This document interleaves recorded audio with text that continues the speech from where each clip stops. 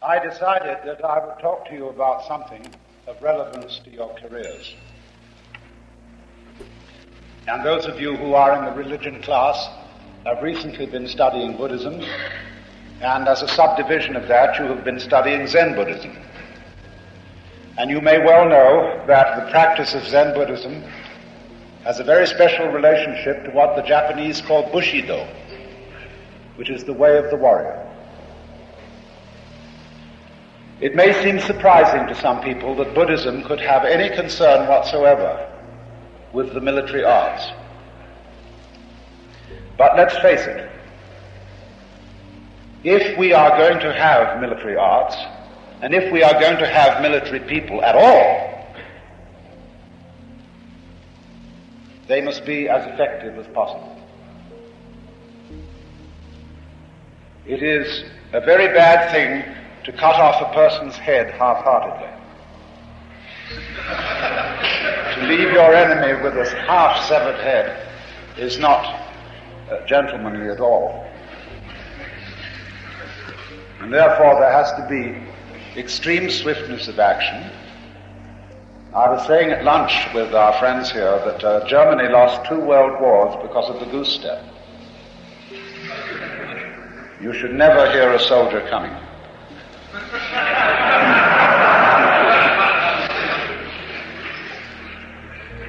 Well now, this has unexpected consequences because what I'm really doing is giving you a talk on occult strategy.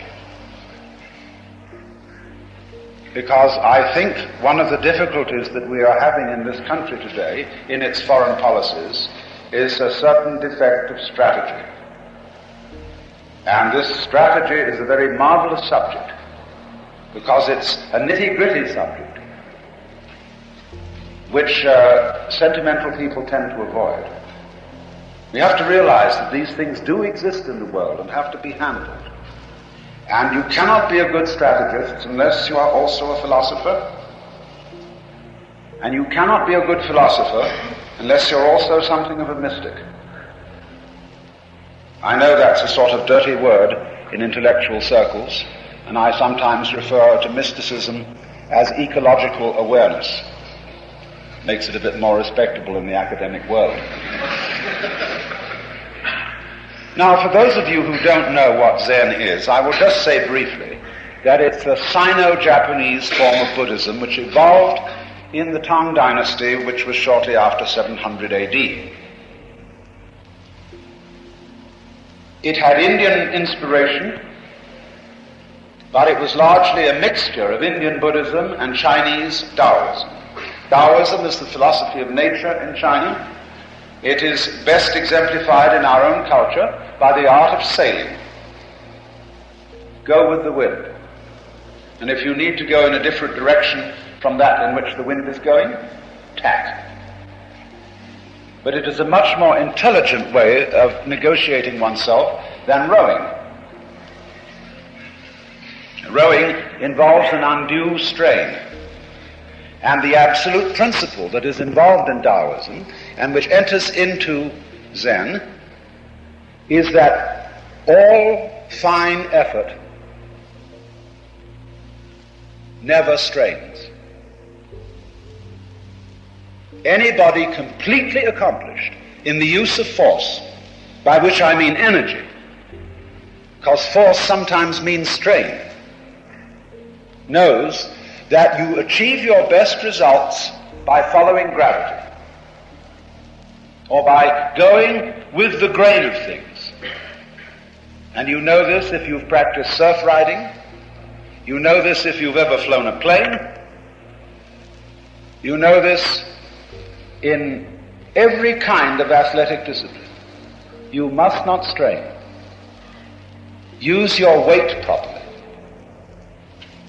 It's weight that counts, and intelligence. Weight plus intelligence. Because weight is mass, and mass is energy. So that was the Taoist's point of view. Taoism originated in China probably between around 400 BC, and is associated in particular with a lovely book called in Chinese Dao De Jing, the book of the way and its power. And you should all read it in Lin Yu Tang's translation in the modern library, called The Wisdom of Lao Tzu. It is a book written as a manual of instruction for rulers. And it has a great deal in it to say about military tactics. And it shows you how to do more with less. It is, of course, like Zen, in common with Zen, the philosophy underlying Judo. Do is the Japanese way of pronouncing the Chinese word Dao. Dao meaning, as I said, the course of nature. And Judo means the gentle way. The way of defending oneself without using force. Using strength, yes, but you never force it. Like when you put a key in a lock and there's difficulty in turning it. If you simply use brute muscle, you'll bend the key or break the lock. You jiggle instead. Or you put some oil on it and jiggle again. And you find the easy way through. So then, Zen being a combination of that philosophy of going with the stream and Buddhist philosophy comes out as something like this. Buddhist philosophy is concerned with awakening, with waking up, with being awake. And the word Buddha means simply an awakened man, or the awakened man. Now, what is it to be awake? We have to contrast this with what it is to be asleep. To be asleep, in a way, is to be hypnotized. To fail to be sufficiently aware of reality. And the way in which all civilized people hypnotize themselves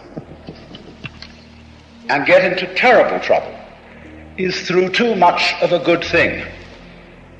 That is to say, through being enchanted or spellbound by words, concepts, and measures.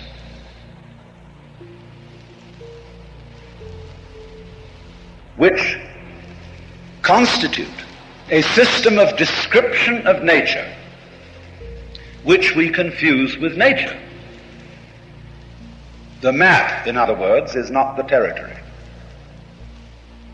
The word is not the event. Water is an undrinkable noise. And it's tremendously important to observe that distinction. This is the basis, of course, of Korzybski's philosophy called general semantics. But we, as a culture, significantly fail to observe this distinction. And that's why we're in trouble. For example, we confuse money with wealth. You can't eat money. No amount of stock certificates and dollar bills are of the slightest use to you on a desert island. Their value as wealth simply disappears.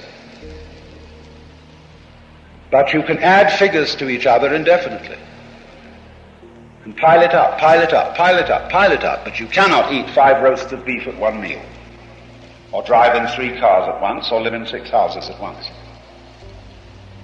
There is a limit to the material one can consume. And the United States, which is regarded all over the world and by itself as a materialistic civilization, is nothing of the kind.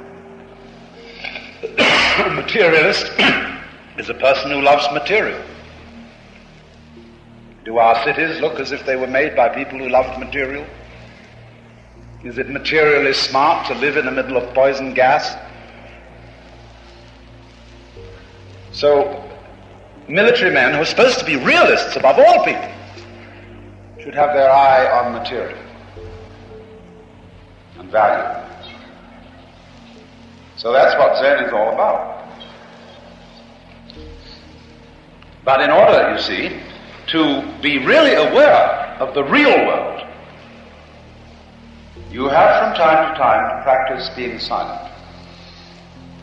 I don't mean the kind of silence where, there's been a death of some very important citizen and somebody gets up and says, let's observe a minute of silence in his honor, and everybody frowns and thinks very grave thoughts. That's not silence. Silence, as they practice it in Zen, it is called Zazen, which means sitting Zen, is the temporary suspension of thinking. And by thinking I mean, specifically, talking to oneself inside the skull.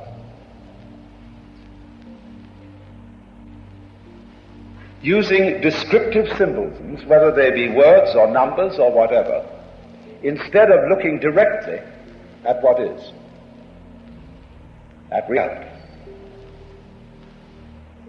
Because if I were to talk all the time, I would have nothing to talk about, because I wouldn't hear what you had to say.